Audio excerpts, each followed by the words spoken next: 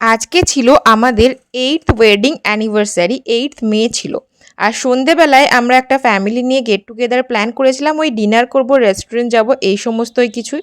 তার জন্যই বার করেছিলাম এই লাল রঙের স্বর্ণচুড়িটা। এটা কিন্তু সিল্কের ওপর একটা স্বর্ণচুড়ি, যেটা আমি কিনেছিলাম বিয়ের সময়। 8 বছরে এই নিয়ে বোধহয় দুবার পরা হচ্ছে এটা আমার। তারপরে ভাবলাম হালকার ওপর মেকআপ করে নিই, সেজন্য মামা আর্থের এই ভিটামিন সি লুমি ক্রিমটা নিয়েছিলাম। আর নায়কার এই স্ট্রোব গ্লোটা এর ওপরে লাগানোর পরে যদি ফাউন্ডেশনটা লাগানো হয়, তাহলে পরে ফেসটাতে একটা বেশ সুন্দর গ্লো আসে। এই আমার বেস মেকআপ মোটামুটি কমপ্লিট। তার উপরে একটা লিকুইড যে ব্লাশার ছিল সেটা লাগিয়ে নিলাম, আর এটা একদম নিউড কালারের ওপরে ভীষণ সুন্দর লাগে লাগানোর পর। খুব বেশি লাল লাল হয়ে গেলে আমার আবার সেটা পছন্দ হয় না, এরকম হালকা থাকলে সেটাই ভালো লাগে। আর যেহেতু লাল রঙের ভাবলাম শাড়ি পরেছি, সেজন্য সুগারের একটা রেড কালারের ম্যাট লিপস্টিক ছিল, তো সেটাই পরে নিলাম। আজকে অ্যানিভার্সারি, আর অ্যানিভার্সারিতে উজ্জ্বল আমাকে গিফট করেছিল হচ্ছে এই নেকলেসটা সেনকো থেকে। তো ভাবলাম সেটাই পরি। তার সাথে লাল পলা বাঁধাগুলো বানানো হয়েছিল ভাইয়ের বিয়ের সময়, সেটাও বার করেছিলাম। একটা বালা, আর তার সাথে দুটো বড় বড় পাশা পরলাম। ঝোলা কানের দুল বা ঝুমকো এই জাতীয় থেকে আমার পাশাটা পরতে একটু বেশিই ভালো লাগে। কখনো সখনো যদিও ঝুমকো কানবালা পরি, তবে বেশিরভাগ সময় পাশাটাই আমার ভালো লাগে।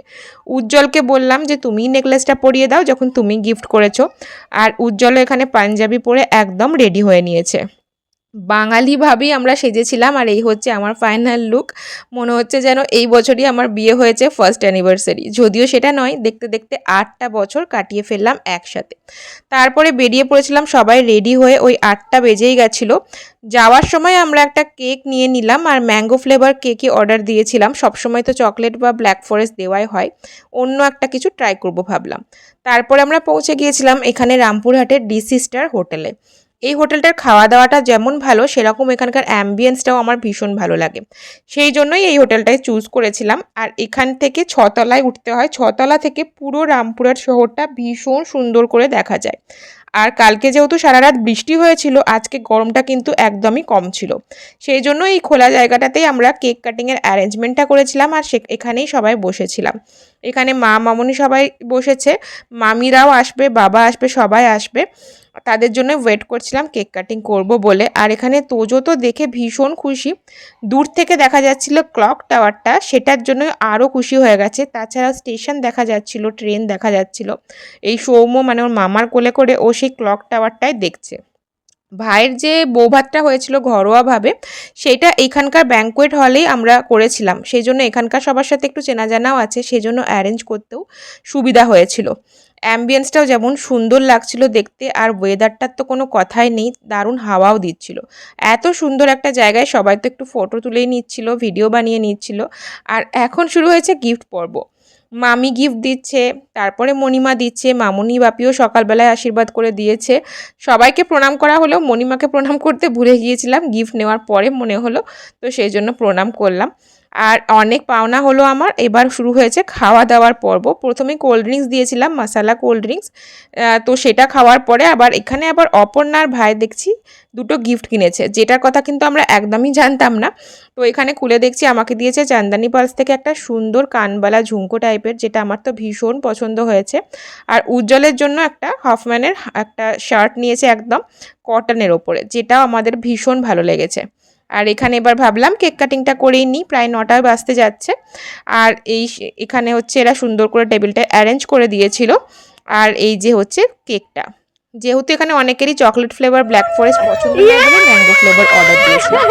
ভাই আবার এখানে রজনীগন্ধা দুটো মালাও নিয়ে এসেছিল, মালা বদল হবে বলে। এদিকে তোজো তো পুরোই ক্লুলেস। তোজো ভাবছে কখন সে হচ্ছে খাবে হচ্ছে কেকটা। আমাকে প্রথমে দিয়ে দেওয়াতে কিন্তু বেশ একটু বিরক্তই হয়েছিল। তারপরে আবার তোজোকেও দেওয়া হলো। তোজোর পাঞ্জাবিটা ওর বাবার সাথে ম্যাচিং করেই আমি পরিয়েছিলাম। মাঝখান থেকে আমি একটু আউট অফ দ্য বক্স হয়ে গেছি, তবে দুটোই হালকা আকাশি কালারের ওপরে লালটা কিন্তু দেখতে বেশ ভালো লাগছিল।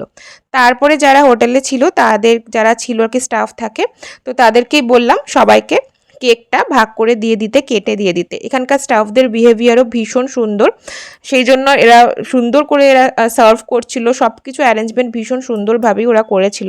আর এখানে আমরা তারপরে এই ওপেন এরিয়া থেকে ভেতরের রেস্টুরেন্ট এরিয়াটাই চলে এসেছিলাম। এখানে বসে খাওয়া দাওয়া করব। আর এখানকার বেশ রেস্টুরেন্টটাও কিন্তু ভীষণ সুন্দর। আজকে ঠান্ডা ওয়েদার ছিল বলে বাইরেই বেশিক্ষণ কাটালাম, তবে রেস্টুরেন্টের মধ্যে বসলেও কিন্তু বেশ ভালো লাগবে। প্রথমেই খাবারের মধ্যে যেটা এসেছিল সেটা হচ্ছে এই কেকটা আমরা নিয়েছিলাম বাদশা গ্যালাক্সি থেকে। রামপুরহাটে যারা থাকো তারা তো চেনই। কেকটা কিন্তু ভীষণ ফ্রেশ ছিল আর খেতেও ফ্লেভারটা ভালোই লাগছিল। তারপরে স্টার্টারের মধ্যে একটা চিকেনের আমরা অর্ডার দিয়েছিলাম আইটেম।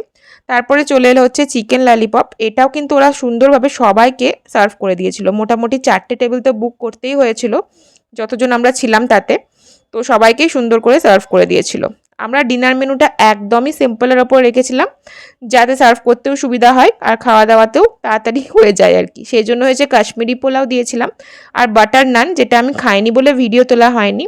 তার সাথে হচ্ছে বাটার চিকেন। খাওয়া নিয়ে তো কোনো কথা হবে না, সবসময় এদের খাবার কোয়ালিটি ভীষণ ভালো থাকে। এরকমভাবেই অ্যানিভার্সারির সন্ধ্যেটা সুন্দর করে কেটে গেল।